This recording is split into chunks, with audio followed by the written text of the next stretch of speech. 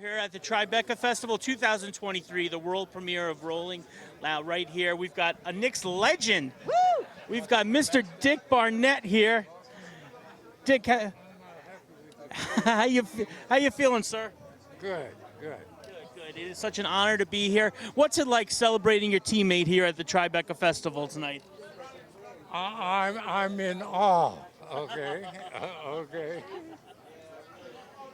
So when you were hanging out in the locker room, did you think that, he'd be the senator one day?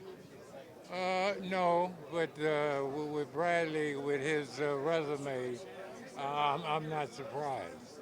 So starting out in the Midwest and then having your journey, the journey that you've had so far, did you expect that this is how you were going to have, your path be? All I did is go day to day, do the best I could in whatever I did, follow my interests, my passions, which were basketball and then politics. And I was always interested in the creative aspect of life. And so I wanted to tell the story about not just the Senate and basketball, but the things we all encounter every day. I remember I asked one group of people, what was this about? And they said, it's about all of us.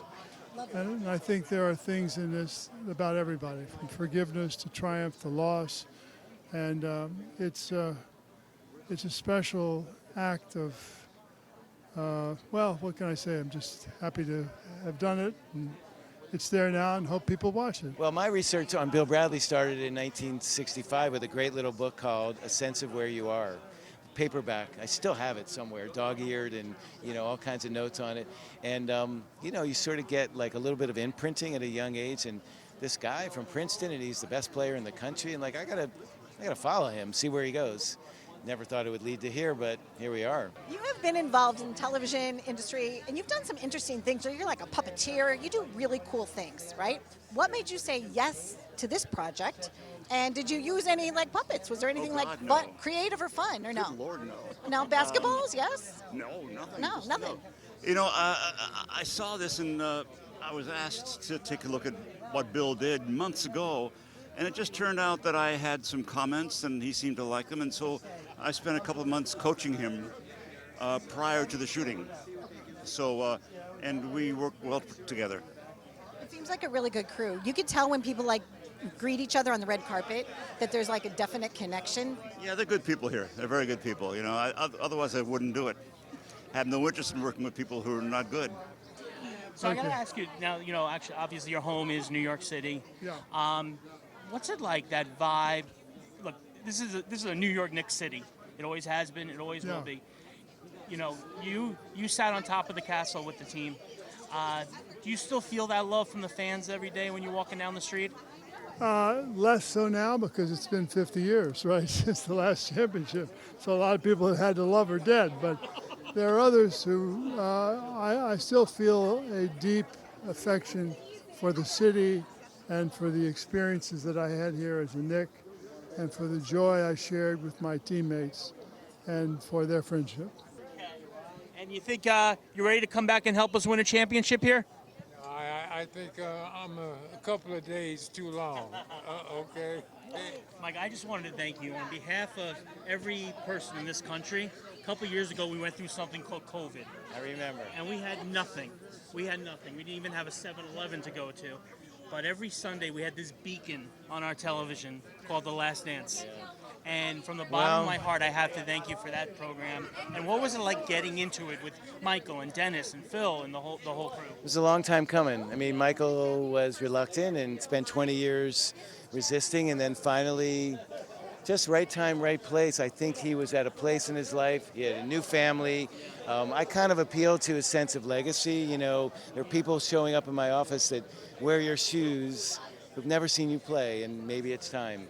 And so he agreed, and he was a delight to work with. People said, oh, he controlled the content. No, he didn't. He let us alone. We told the story. He embraced it.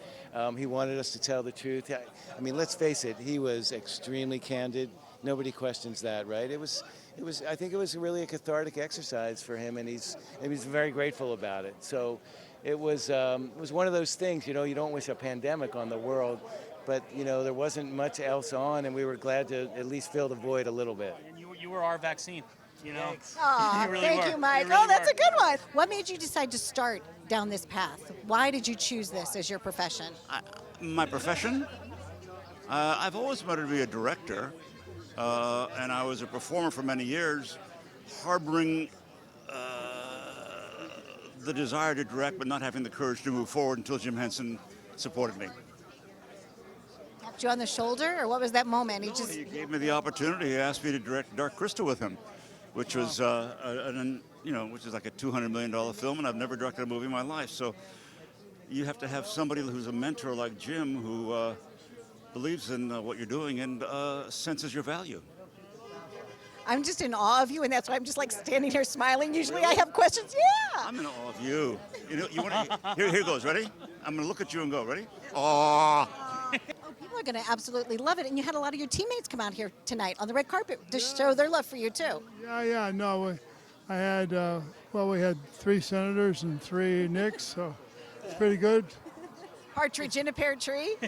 If we had to go 3-on-3, the 3 Senators versus the 3 Knicks, what do you think?